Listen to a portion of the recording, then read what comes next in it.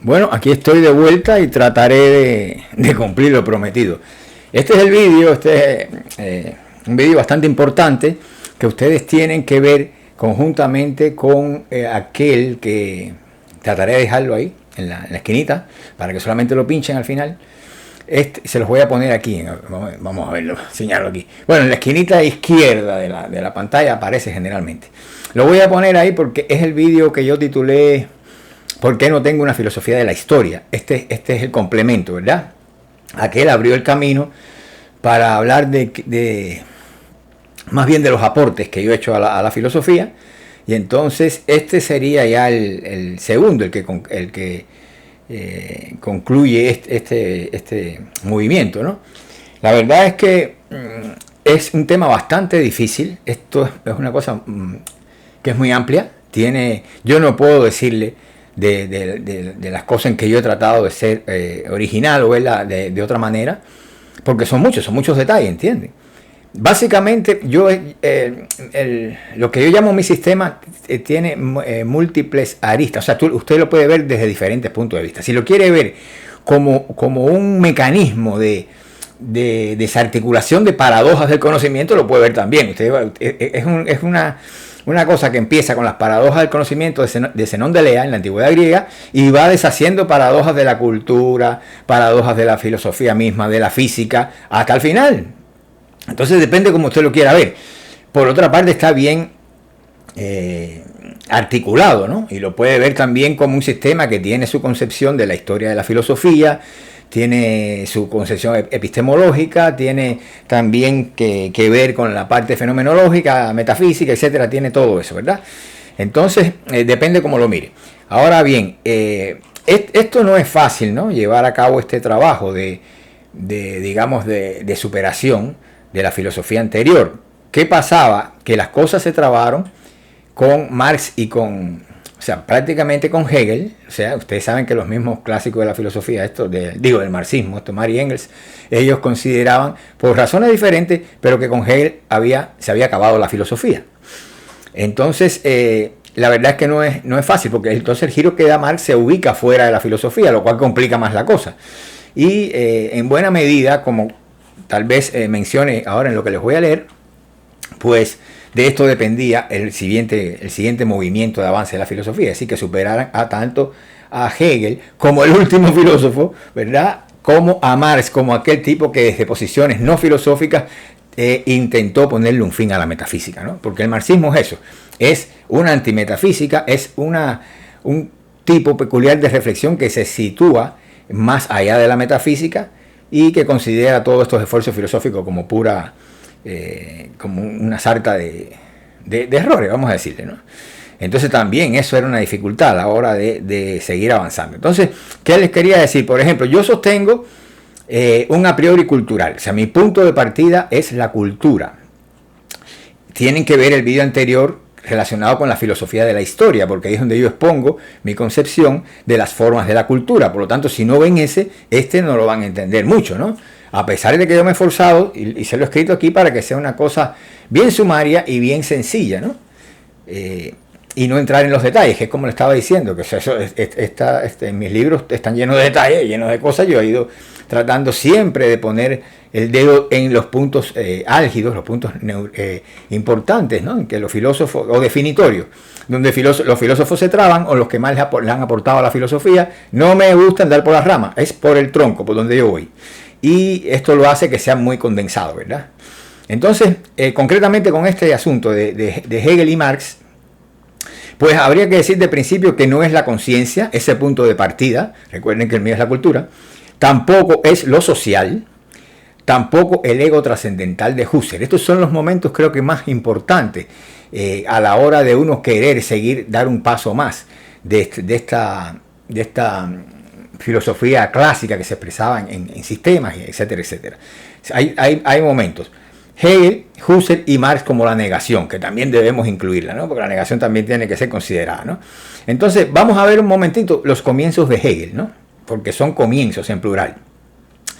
¿Cuál debe ser el comienzo de la ciencia? Hegel se pregunta a sí mismo. Y pues esto ya va a apuntar. Él va a responder al final que es el concepto más abstracto de todo, ¿no? Que se debe empezar por lo abstracto y ahí ir paulatinamente encaminándose hacia lo concreto, ¿no? Pero bueno, aquí esto apunta, vamos a decir, le decía, el concepto más abstracto de todos, que en este caso sería el ser, ¿no? Si lo vemos desde el punto de vista más general, donde la lógica aparece como la primera esfera, ¿verdad? Pues en ese caso sería el ser. El ser es el concepto más abstracto de todo, no tiene determinaciones apenas, es un concepto completamente vacío. El ser es lo que es y punto, ¿no? La gente cuando estudia filosofía o fuera de ella se creen que el ser este concepto de ser es una cosa muy profunda, muy metafísica, pero señores, lo que él demostró es justamente que no tiene prácticamente contenido. Como es un concepto vacío de contenido, pues eso es lo que genera la dificultad. Es como las matemáticas, son forma pura, no tienen contenido y la gente no lo entiende porque quiere ver más de lo que hay ahí. Aquí pasa exactamente lo mismo. Cuando se habla de ser en filosofía, eso no es nada, es el primer pensamiento, para que me lo entiendan, es exactamente el primer pensamiento. Y ya vean ustedes que Hegel está empezando por el pensamiento. Entonces, como decía, este es el comienzo lógico y podrá ser el comienzo del pensamiento, pero no el principio absoluto, desde mi punto de vista, ¿no? El comienzo metafísico en el caso de Hegel sería la sustancia sujeto, lo que él le llama la sustancia sujeto. Aquí Hegel nos dice, escúchenlo a él, el que la sustancia es esencialmente sujeto se expresa en la representación que enuncia lo absoluto como espíritu, el concepto más elevado de todos. Ahí yo estoy de acuerdo también. Y que pertenece, o sea, estoy hablando del concepto de espíritu, ¿no? No de la sustancia sujeto todavía. En mi caso, ¿no? Así que decía que el que la sustancia es esencialmente sujeto se expresa en la representación que enuncia el absoluto como espíritu, el concepto más elevado de todos, y que pertenece a la época moderna y a su religión, dice Hegel. Solo lo espiritual es lo real, agrega. Ahora bien, este espíritu autoengendrado y autoconocido mediante esos malabarismos hegelianos del ser en y para sí, ser otro, ser fuera de sí, etc., con ayuda de los cuales él expone este concepto, pues es para Hegel la ciencia. No es otra cosa que la ciencia. Ahora bien, esta, nos dice Hegel, es decir, la ciencia, es la realidad de ese espíritu y el reino que el espíritu se construye en su propio elemento. Cualquiera que conozca a Hegel, cualquiera que lo conozca un poco, sabe que por ciencia él entiende la filosofía especulativa, es decir, su propia filosofía, su propio sistema filosófico. De aquí se sigue una brutal racionalización que abarca tanto a lo lógico como a lo metafísico, de racionalizar, ¿no? Lo racionaliza todo.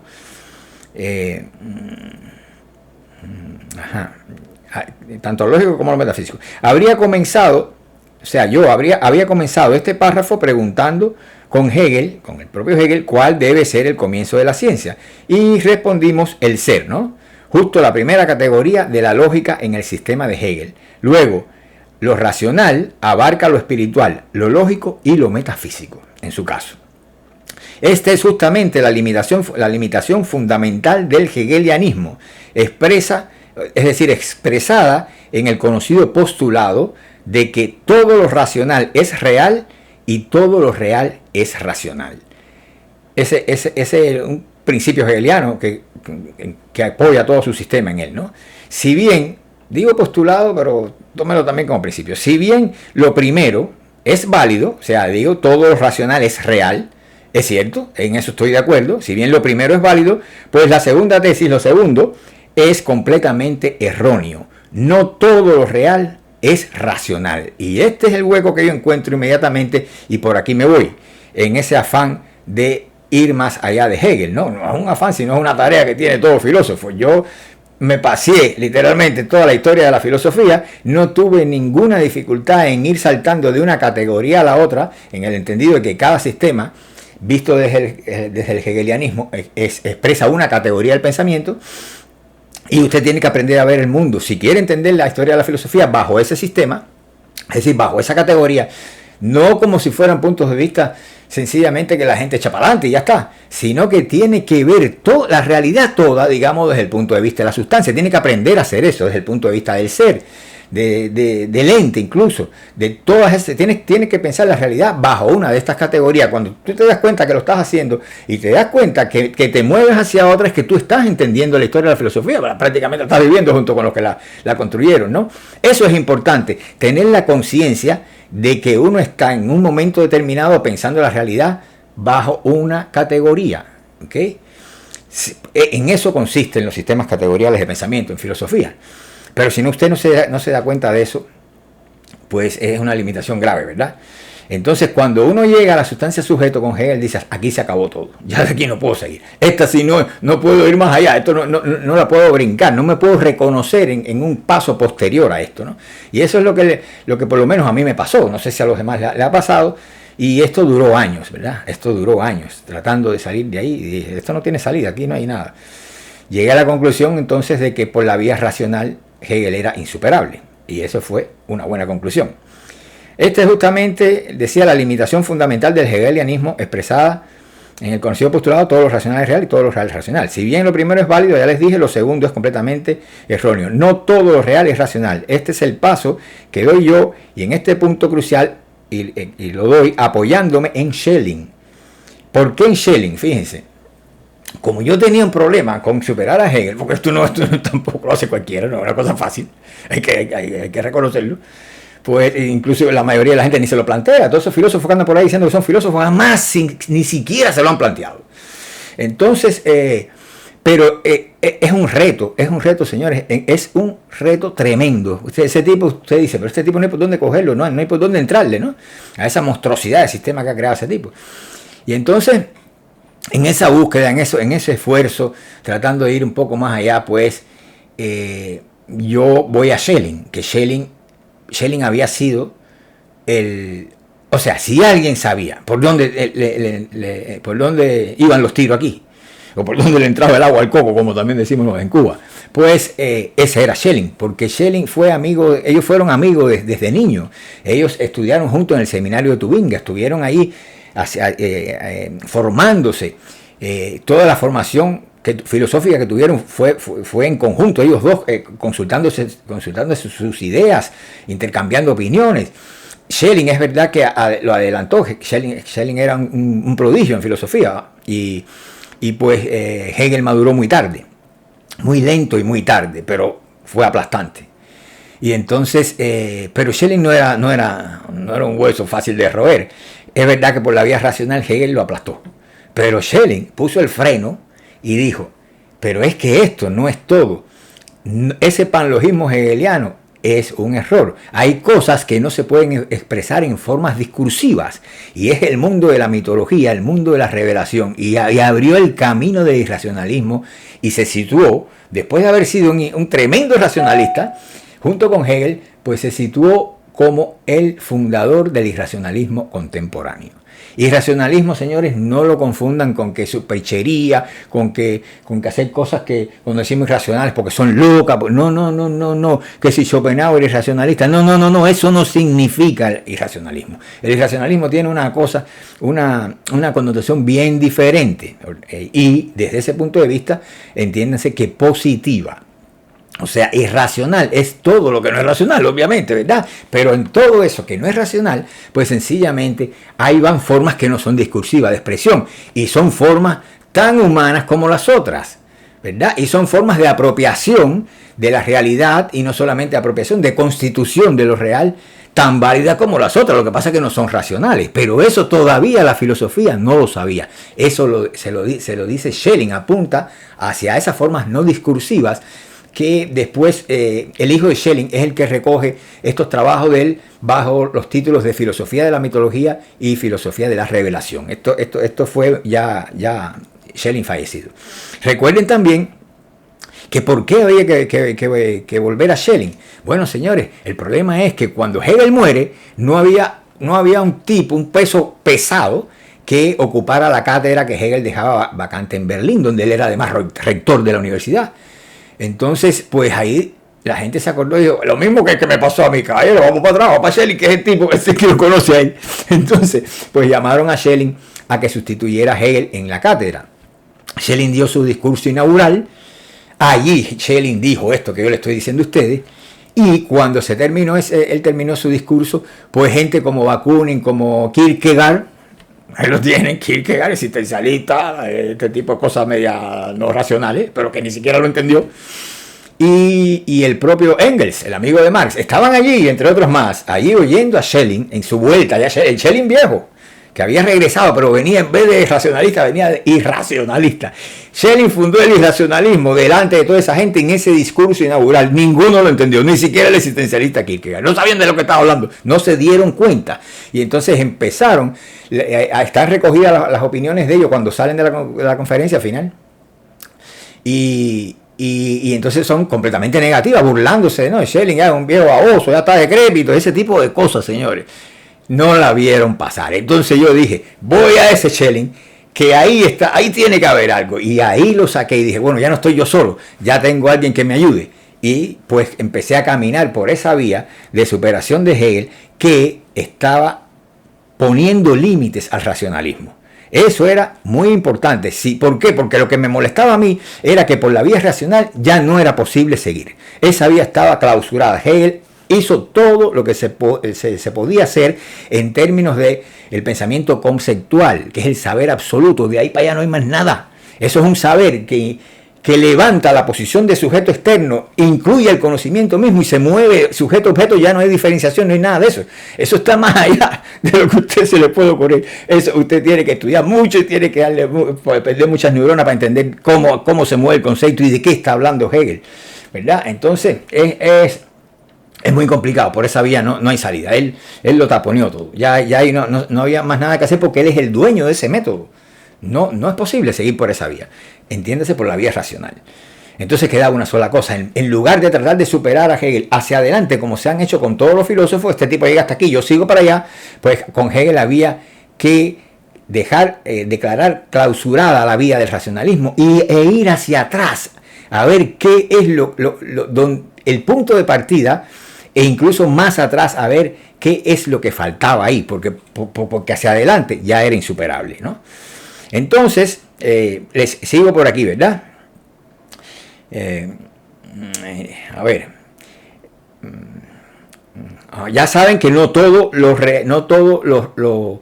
real es racional, es lo que le estoy diciendo yo criticando en su principio. Si bien todo lo racional es real, no todo lo real es racional. Entonces ahí, como le decía, es donde yo retrocedo a Schelling. El otro comienzo podría ser entonces la conciencia, ¿verdad? En el caso de Hegel, porque se puede comenzar el sistema por diferentes vías. Lo hizo así mismo, como un círculo que se cierra donde principio y fin coinciden, y eso lo hizo el profeso. Pero si vamos a la conciencia, en el entendido que la fenomenología del espíritu es su obra introductoria, es la que introduce el sistema, por lo tanto esa debe contener el comienzo, en ese caso, el comienzo por la conciencia, bueno, aquí la fenomenología, ¿qué pasa? La fenomenología del espíritu tiene como subtítulo Ciencia de la experiencia de la conciencia. O sea, lo que usted va a ver ahí van a ser los avatares de la conciencia con el objeto. Es lo que Hegel le va a describir ahí hasta que llega al saber absoluto, que levanta la contraposición de la conciencia del objeto, del yo del objeto, y con ella la finitud, porque en filosofía finitud es finitud cualitativa, no es una finitud cuantitativa como en matemática, como en física. No, es cualitativa y debe entenderse que la conciencia misma trae consigo un antagonismo, y ese antagonismo entre el yo y el objeto es el reino de la finitud, porque está la conciencia por un lado y el objeto por el otro. Entonces esto hay que levantarlo según piensa Hegel y según hace también, ¿no? Lo que hace justamente es poner todo eso, ese movimiento en la fenomenología del espíritu, donde al final se funden el sujeto con el objeto en un mismo elemento que es el concepto. Y eso se mueve a sí mismo, ya no recibe su impulso desde el exterior, de un sujeto extrínseco, ¿no? Entonces, y ese movimiento pues, es la mal llamada dialéctica, porque es mucho más. Los dialécticos en Hegel también, me disculpan toda esa gente que anda hablando por ahí, es solamente un momento de lo lógico. O sea, no puede usted caracterizar el método hegeliano como método dialéctico, eso es absolutamente falso. El momento dialéctico es el momento negativo de los 3 momentos que tiene el movimiento de lo lógico. Es un momento más que de hecho debe ser superado en el momento positivamente racional, que está más allá del momento dialéctico. Entonces no se puede reducir el método hegeliano y su filosofía, en definitiva, a la dialéctica. Es un error, ¿verdad? Por aquí les decía, o sea que la fenomenología es la ciencia de la experiencia de la conciencia, según él mismo nos dice. De hecho, lo que Hegel describe aquí es el largo camino del saber inmediato, ¿verdad? Hasta su coronación como saber absoluto. De alguna forma se los había dicho ya. Por eso la primera figura, que Hegel le llama esto Gestalt. Esto se traduce como configuración más bien, no como figura. Pero bueno, en la traducción al español de la fenomenología, por lo menos la edición que nosotros manejábamos en Cuba, pues siempre aparece como figura, y ya la gente se ha acostumbrado a hablar de figuras de la conciencia. Entonces, pero son gestalts. Entonces, esta primera figura de la conciencia es la certeza sensible. Ahí arranca la fenomenología. Seguimos presa del racionalismo hegeliano. La conciencia siempre es conciencia racional. No existe otra. Voy a hacer un paréntesis aquí. Cuando usted vayan y lean el capítulo, lean en la Biblia, lean el pecado original para que vean qué sucede con el pecado original. O sea, Adán y Eva están en un mundo que es preconsciente y sin embargo son seres humanos. Entonces uno tiene que preguntarse, como me preguntaba yo, pero si los seres humanos son humanos antes de cobrar conciencia, entonces aquí las cosas hay que verla de otro modo, ¿verdad? Hay que ver todo eso que antecede a la conciencia, todo ese largo camino. Y en este caso, solamente la mordida del fruto del árbol prohibido es la que provee al hombre, al ser humano, en las figuras de Adán y Eva, los provee de conciencia. Y la primera forma de racionalidad, o sea, la conciencia se manifiesta ante todo como racionalidad ética. Cuando usted sabe discriminar entre el bien y el mal, usted es un ser consciente, usted es un ser racional. O sea, que para ser racional, un ser racional tiene que saber de la discriminación, la diferenciación entre el bien y el mal. Si no tiene eso, usted no es un ser racional. ¿Por qué? Porque la conciencia empieza por esa forma elemental de racionalidad, ¿verdad? Que se da con la mordida del fruto del árbol de la ciencia, el bien y el mal, o el conocimiento, según se traduzca, ¿no? Entonces, eso es importante saberlo, porque usted deviene un ser racional una vez que cobra esa distinción cuando aparece la conciencia. Ahora, ¿cómo aparece la conciencia? Con la representación del yo. Cuando usted tiene la representación del yo, tiene ya correlacionada la representación del objeto, la forma objeto, porque no es el yo solo, son dos polos de la conciencia, el yo y la forma objeto para el yo. Por eso Hegel define la conciencia como saber de cosas objetivas por oposición al yo y saber del yo por oposición a cosas objetivas. Pero eso es también la caída del paraíso, eso es el reino de la finitud, y ahí empieza la historia del hombre. Ahí empieza la historia del hombre, entiéndase, la historia racional del hombre, porque Adán y Eva estaban en el paraíso antes de morder eso, y ahí es donde yo digo, ese pequeño pasaje preconsciente o anterior a la caída es el que me interesa a mí. ¿Había funcionamiento mental o no? ¿Eran seres humanos o no? Y hay que darle respuestas a eso, porque en la alegoría del pecado original, señores, está descrito todo. Está descrito el origen de la conciencia, el origen de la propia historia del hombre. Eso está ahí contenido, y lo que hay es que saberlo leer y saberlo descifrar, ¿verdad? Pero lo más importante es que hay un tipo de mentalidad que es la que tienen Adán y Eva antes de la mordida, y esa mentalidad es preconsciente, es prelógica, ¿verdad? Cuando yo voy, entonces, una vez sabiendo esto y habiendo interpretado el pecado original en estos términos, cuando voy al mundo primitivo, precivilización, me encuentro que es exactamente lo mismo. Es el mismo mecanismo que se describe en la alegoría del pecado original. Es como el surgimiento, cuando muerden esa manzana, es el surgimiento de la civilización desde las entrañas del mundo primitivo. Adán y Eva son como el hombre primitivo, ¿okay? No tienen conciencia del bien y el mal, no tienen conciencia racional, no son seres racionales, ¿verdad? Allí, en el mundo primitivo, lo que funciona en sustitución de eso es el sistema tabú, donde las cosas son tabuadas, pero no son ni buenas ni malas. Eso es lo que sucede, ¿no? Cuando ya uno tiene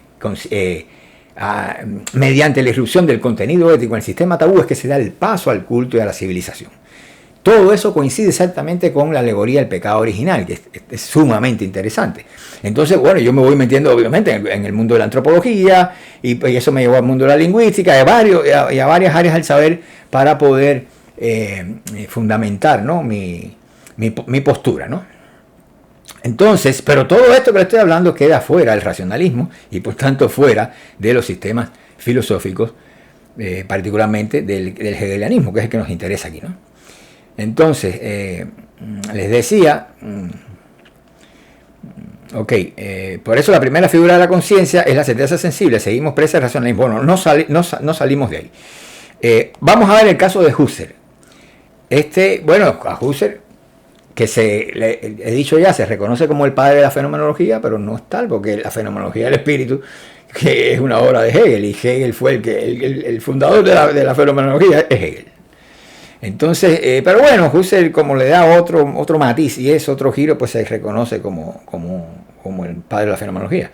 Bueno, aquí nos topamos con Husserl, ¿no? En este punto, ¿no? Donde veníamos de Hegel, y su fenomenología trascendental. Husserl comienza y termina con el ego trascendental.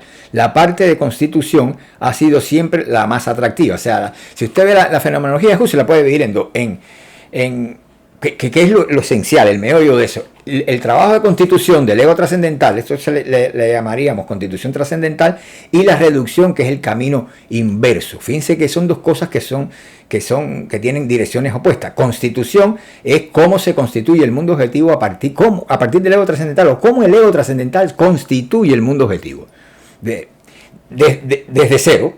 Sin embargo, para usted llegar al ego trascendental tiene que ir en el camino opuesto en un proceso de reducción fenomenológica. Ese tiene una dirección completamente opuesta, ¿no? a la constitución.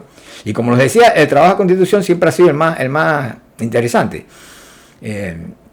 Porque iba saliendo todo, se va armando toda la fenomenología ahí poco a poco ante los ojos del lector, ¿no?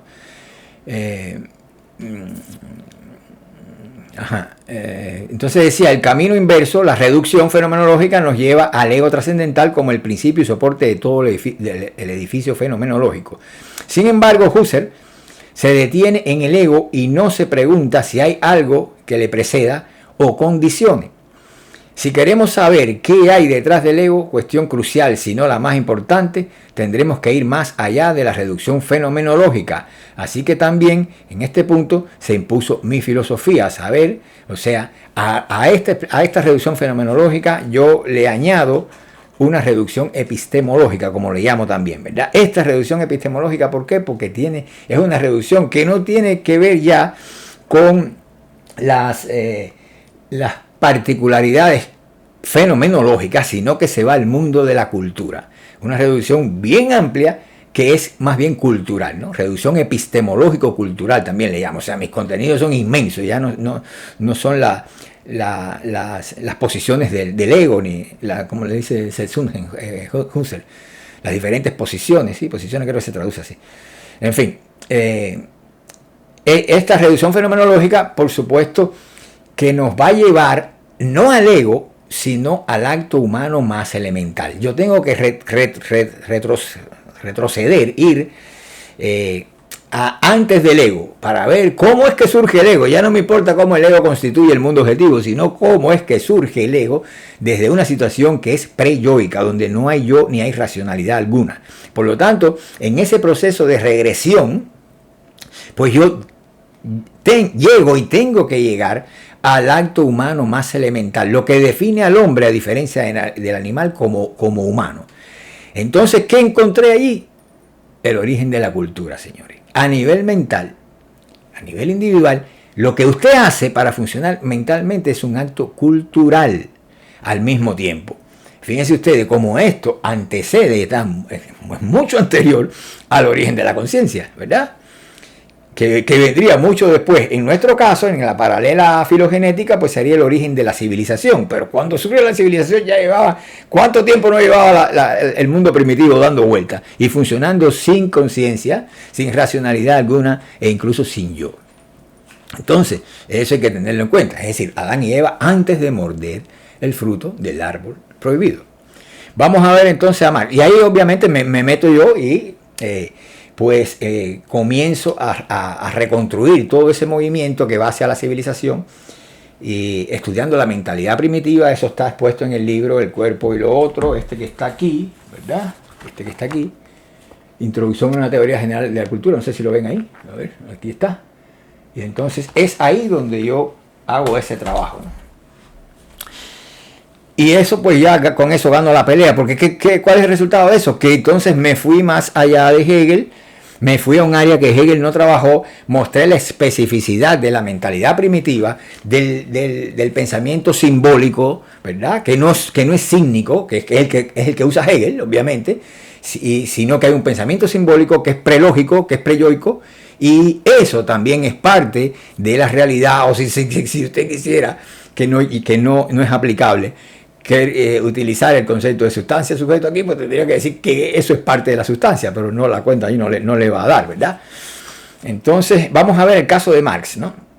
Si algo yo aprendí de aquellas interminables polémicas con los marxistas de la Facultad de Filosofía de la Universidad de La Habana, fue que el marxismo no se le debe mirar como filosofía, porque en realidad no lo es. Era curioso, porque yo siempre fui hegeliano, yo fui antimarxista desde que estoy estudiando en la universidad, la carrera. Nunca me gustó ningún marxista, ni Lenin, ni Marx, ni marxismo, ni nada. Para eso justamente me metí en la cátedra de Historia de la Filosofía, o sea que eso eran las filosofías que existían antes de Marx, quiere decir de Tales de Mileto hasta Hegel, ¿no? Y ya yo me quitaba el marxismo de arriba. Entonces, pero cuando me gradué, pues siguieron las broncas en la Universidad de La Habana, porque como yo no era marxista y me fajaba con todos los marxistas aquellos. Y recuerdo unas polémicas muy interesantes. Las más interesantes fueron bueno, me gusta mencionar el nombre aquí, pero bueno, fue con uno que también estudió en la Unión Soviética, que llegó a tener cargos altos. Bueno, llegó a ser rector de la universidad. Y entonces él era muy marxista y bueno, nosotros, las broncas de nosotros eran vaya, legendarias. Yo en contra de Marx y él defendiendo a Marx. Entonces, pero la posición de él era muy interesante porque él también creía que Marx no era filósofo. En eso coincidíamos. Yo porque no había aportado absolutamente nada a la filosofía. Y él porque a Marx no le interesaba ser filósofo. Y es verdad. ¿Qué pasa con esto? Que la concepción materialista de la historia, o sea, en la Rusia soviética, habían los filósofos marxistas aquellos se dividían en dos bandos. Unos que eran los ismachiki y los otros eran los diamachiki. Los primeros eran los materialistas históricos y los segundos eran los materialistas dialécticos. Entonces cada cual quería dejar ver que su marxismo era el marxismo, o que al menos era el más interesante y el primario. O sea, la gente del materialismo dialéctico consideraba que los materialistas históricos eran gente bien brutica y que no se metían en los problemas de verdad, que había que meterse con la manga al codo, como decían los rusos, ¿no? Porque el materialismo dialéctico pues se movía dentro de la ciencia, coqueteaba con la física, con las cosas, con el conocimiento científico duro, como diríamos, ¿no? No el social, sino el científico natural, etc. Y entonces esto como que le daba ventaja. Los otros eran politiqueros, ¿no? Se veían así como unos politiqueros ahí, que hablaban un poco de historia ahí y no sabían nada de nada. Pero hubo un reverdecimiento en aquel mundo soviético de la gente de los ismachiki, de los materialistas históricos. Ellos pues fueron a la revancha, tuvieron pisoteado mucho tiempo y de buena primera salieron con la tesis de que el verdadero Marx es el Marx de la concepción materialista de la historia, que Marx no tenía nada que ver con el materialismo dialéctico, lo cual es verdad, porque Engels era el que hacía esas incursiones, no Marx, y en eso tenían toda la razón. Y esa parte es la parte que yo respetaba en la polémica, porque ciertamente es el Marx que no es filósofo, ¿no? En eso sí no había duda, ¿no? Entonces por eso les decía que si algo aprendí de todas aquellas polémicas que fueron larguísimas y tremendas, ¿no? Cruentas, pues fuera de la que el marxismo no se debe mirar como filosofía, porque en realidad no lo es. Obviamente esta doctrina descansa sobre la idea del fin de la filosofía, a la que considera una forma muerta de conciencia. El caso de Marx es interesante para poder arreglárselas con la filosofía, y precisamente porque Hegel es insuperable, como dije ya, se sitúa fuera, o sea, en este caso Marx, viendo también que Hegel era insuperable, pues se sitúa fuera de la filosofía y dice, bueno, pero desde fuera la voy a destruir, ¿no? Porque adentro no hay quien lo haga. Entonces, los hombres, nos dice Marx, entran en relaciones entre sí durante el proceso de producción y reproducción de la vida material de la sociedad. Yo no lo estoy citando, estoy recordando como él habla, ¿no? Pero es más o menos casi literal. No solo producen mercancías en ese proceso, ¿verdad? Sino también ideas que vienen a ser el reflejo distorsionado de estas relaciones sociales de producción, es decir, su metamorfosis. Fíjense cómo ve Marx a la filosofía misma, ¿verdad? De esta suerte, arte, religión, filosofía, política son formas metamorfoseadas de conciencia o formas ideológicas, como también le llama. Este es el núcleo de la concepción materialista de la historia, que es lo propio de Marx. Fíjense el giro que él le da, ¿verdad? Entonces, el problema con esto, ¿verdad?, que es el meollo de la concepción materialista de la historia, como ya les dije, es que ese punto de partida no es válido, y no por su materialismo historicista, sino porque no explica al hombre, ni la mente, ni la conciencia, no el largo proceso que ha llevado a esos seres racionales ya organizados en sociedad. Es decir, repito la idea porque no sé si me salté algo. El problema con esto es decir, con la concepción materialista de la historia, es que ese punto de partida de las relaciones sociales que se establecen en los hombres, en el proceso de producción, como la base, como lo primario, etcétera, etcétera, pues le decía no es válido, y no por su materialismo historicista, sino porque no explica al hombre, ni a la mente, ni a la conciencia, y tampoco el largo proceso que ha llevado a esos seres racionales ya organizados en sociedad, que los ha llevado a esa posición, a esa situación de seres sociales, ¿no? Inmersos en un proceso de producción.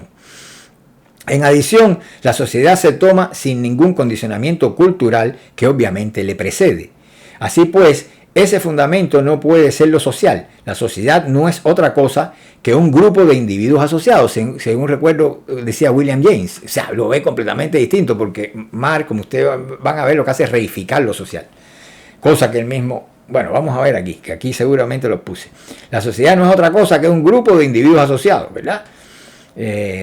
Marx, que tanto hablaba de reificación y terminó reificando lo social a la manera de un ente con vida propia. Cuando el marxismo habla de lo social, de la sociedad, pues es casi un ente metafísico. No es lo que está diciendo James aquí. La sociedad es un grupo de individuos asociados, no es otra cosa. Entonces no le esté dando ese rango de cosa metafísica que tiene vida propia. Es reificación. O sea, no lo trate como una res, como una cosa, que no lo es, ¿verdad? Entonces, sin embargo, la idea de que el comienzo debe ser un escenario humano que esconde el rimbombante término de contexto histórico-social es fructífera y difícil de desdeñar. Por lo tanto, yo aquí en este punto me paré y dije, si algo voy a aprovechar de aquí, va a ser esto. Porque lo demás no sirve. Entonces, aquí está ya la posibilidad de la forma dominante de la cultura y del enfoque sincrónico, ¿verdad?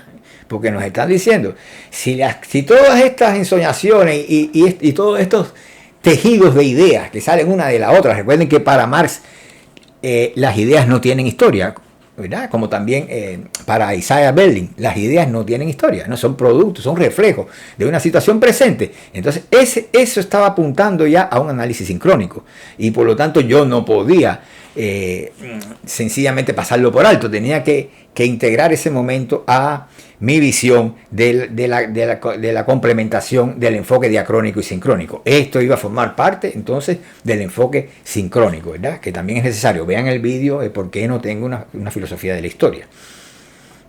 Entonces, comienzo de...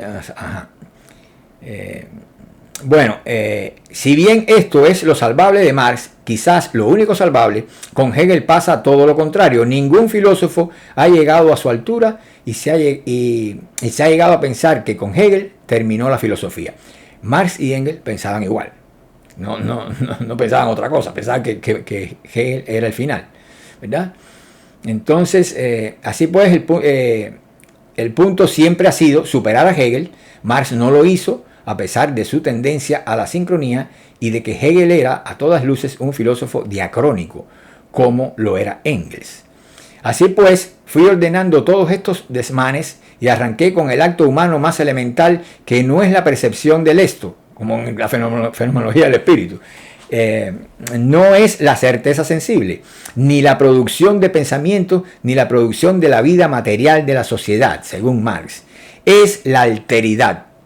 Eso es lo que debe ser el punto de partida, porque es el acto humano elemental. La alteridad, la producción de la otredad. Vale decir también la cultura, porque esto de producción esto de la alteridad, la producción de la otredad, es un acto mental y al propio tiempo es un acto cultural. Por lo tanto, ese a priori cultural aplica inmediatamente y simultáneamente al individuo y a la propia cultura. Por lo tanto, sirve inmediatamente. Tiene que ver con el desarrollo ontogenético y con el desarrollo filogenético. Se funden todos en un solo acto. Esto había que encontrarlo y yo lo encontré. ¿Ok? Entonces, cuando se dice alteridad, se está diciendo ya funcionamiento mental, porque funcionalmente, tener mentalidad es precisamente producir lo otro, ¿verdad? Tener la capacidad de producir la otredad, lo otro de sí, y eso es la cultura. Vamos a verlo cuando yo la defina. Entonces, para Hegel la cultura es, decía, la alteridad de producción de la otredad vale decir la cultura. Para Hegel la cultura es una fase o temporada de la autoconciencia, aquella en que se goza la autoconciencia extrañada de sí. Y la cultura es realmente extrañamiento, como yo también acepto, ¿verdad? Pero también es algo más. Mirándola también desde otra perspectiva, Hegel nos dice, este es Hegel, y lo cito, la cultura se manifiesta como la autoconciencia que se pone en consonancia con la realidad. En efecto, el poder del individuo consiste en ponerse en consonancia con la sustancia, es decir, en enajenarse su sí mismo y por tanto en ponerse como la sustancia objetiva que es. Su cultura y su propia realidad son, por tanto, la realización de la sustancia misma, nos dice Hegel. Pero fíjense que para él la cultura es una estancia en ese paso de la sustancia, ¿verdad? Y no le da mucho más valor. Yo ahora les voy a leer mi definición del concepto de cultura, ¿verdad? Para que ustedes se lleven para que vayan cerrando ya esta reflexión. ¿Qué pasa con esto? Miren, así es como llego yo a este concepto, ¿no? Como yo la defino. La cultura, vengo haciendo una inversión de la filosofía de Ortega y Gasset anterior a esto, porque Ortega había dicho que el hombre, que lo que caracteriza a lo humano es el ensimismamiento y que el animal es pura alteración, pura otredad, entiéndase en el caso de Ortega. Yo le invierto los esquemas, tuve que invertir también todos los fundamentos de Ortega para mostrar que el hombre es justamente alteridad y que el animal es el que se encuentra, es el que se encuentra ensimismado. Ortega juega con dos categorías, ensimismamiento y alteración. Él cree que el ensimismamiento caracteriza al hombre. El hombre está ensimismado, vuelto hacia el interior de sí mismo, pensando, reflexionando, lo que sea, hablando con él mismo en un discurso interno, lo que sea. Eso es propio del hombre. Sin embargo, la alteración, el hecho de ser pura alteridad, es lo que caracteriza al animal. Y yo le invierto el razonamiento y le digo, para proseguir con la inversión de Ortega, que se ha venido experimentando, en capítulos anteriores, la cultura es alteración. Cualquier alteración de la naturaleza, incluida la humana, es cultura.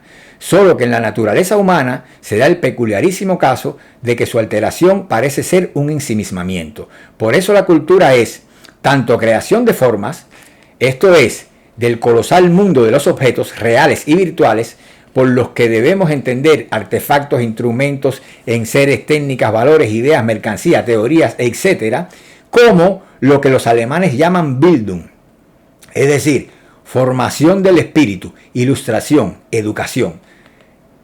Es decir, adquisición, apropiación de estas formas. O sea, la cultura es creación de formas y apropiación de las formas al propio tiempo. En síntesis, puede decirse que la cultura es creación y apropiación de la forma. Este proceso de formación es doble. Si no se crea lo otro, el alma no se ilumina, no altera su forma, y viceversa, el alma se ilustra solo en la medida en que crea un objeto, sea material o ideal. A esta otredad, alteridad o extrañamiento que representa el objeto, el idealismo especulativo alemán le llamó Entäuserung, alienación. Quiere decir esto. Es una gran contribución a la teoría de la cultura, a la consideración de este momento. En efecto, el hombre se extraña de sí en ese colosal mundo de los objetos que crea, para mirarse luego en él como en un espejo y conocerse a sí mismo en la alteridad. Pero a este momento de la otredad había que agregarle lo relativo a la forma. En ese sentido, el concepto de alteración, el de Ortega, me trajo aquello que necesitaba. A mi juicio, solo esta interpretación puede dar al traste con la ambigüedad del término cultura y con su trivial clasificación en cultura material y cultura espiritual. Sigue un pasaje bien importante aquí en el libro, pero es una hoja completa que no se los voy a leer. Quisiera hacerlo porque aquí explico todo lo que le puede quedar duda a ustedes. Pero estoy viendo que ya está pasando el tiempo, no sé ni qué hora es. Y entonces voy a solamente ya a concluir esto, ¿no? Fíjense qué cosa es cultura y qué cosa es lo mental, la capacidad de producir la otredad.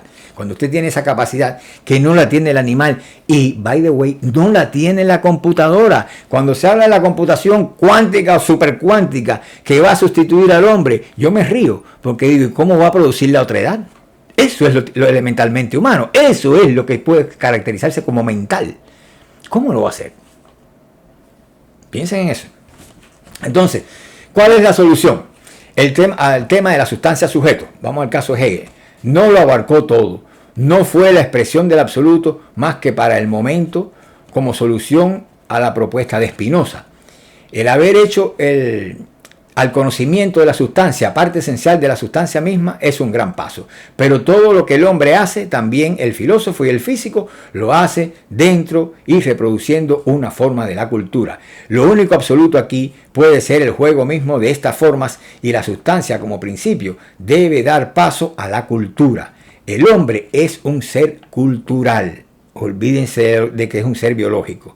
Nada. Usted mete al hombre en la biología y lo va a tener dentro del mundo animal. El hombre es un ser cultural. Y esto se deriva de toda mi filosofía como una conclusión necesaria. Y la cultura es la solución del tema de la sustancia, o el tema de la realidad, y del conocimiento al mismo tiempo. No hay pensamiento que no sea humano. No hay relaciones sociales que no sean humanas y culturalmente condicionadas. Porque el hombre es la cultura y la cultura es el hombre. O dicho de otro modo, el hombre produce la cultura y es a su vez producto de ella. Eso es el a priori cultural. Esto acaba con la unilateralidad del enfoque diacrónico, la sustancia sujeto, y del enfoque sincrónico, la sociedad o lo social de Marx, o las relaciones sociales de producción. Solo a través de la cultura podemos reconciliar a ambos, pero también superar, ¿qué dice aquí? Bueno, casi no entiende. Superar a ambos también. Pero también superar a Husserl, que se nos había quedado. Husserl, ¿verdad? El de la fenomenología trascendental. Tanto Husserl como a Hegel. Porque ni Husserl ni Hegel retrocedieron más acá o a todo el continente que se encuentra situado detrás y antes de la conciencia. Y es, créanme, es todo el mundo simbólico, un continente completamente súper interesante, porque ahí vamos a tener una mentalidad distinta a la nuestra, que se expresa mediante los símbolos, ¿verdad? No mediante los signos, y tiene su propia realidad, tiene todo lo que usted tiene, pero ellos lo tienen a su manera, porque su mentalidad es distinta, y tiene que la base de mi filosofía es la correlación de la mente y la realidad. Tal como sea la mente, así va a ser lo real para usted. Por lo tanto, no puede pretender decir que lo que usted ve desde un siglo científico, que le habla de partículas elementales, de 4 boberías en el cosmos, y que si la curvatura del espacio-tiempo es la gravedad, no puede pretender que eso sea la realidad toda y que sea inmodificable. No puede pretender, porque eso depende del tipo de mentalidad que usted tenga, del tipo de mente con el cual y mediante el cual usted se está apropiando de eso y la está a su vez la está exteriorizando, la está objetivando, la está alienando de sí. ¿Ok? Entonces, aquí los dejo. Si tienen preguntas, se ha hecho muy largo esto, pero háganme todas las preguntas que quieran, pongan abajo todo lo que quieran, porque yo les puedo decir millones de cosas, pero el problema es que no hay el contexto, ni el tiempo, ni nada. Así es que si me lo preguntan, pues podrían salir más vídeos atendiendo a sus inquietudes, y yo podría contestar directamente muchas de esas preguntas de abajo, ¿verdad? Entonces, el que no me conoce, soy Alexis Jardines, filósofo, y bueno, ¿qué les puedo decir? Sí, este canal está lleno de sorpresas, está lleno de paradojas solucionadas del conocimiento, y pues lo que les pido es que se suscriban, que compartan el vídeo, y bueno, que le den like si les interesó este vídeo, que estaba necesariamente largo. Los voy a dejar porque la verdad es que a mí no me gusta ni complicar las cosas, y mucho menos extenderla innecesariamente. Nos vemos en un próximo vídeo.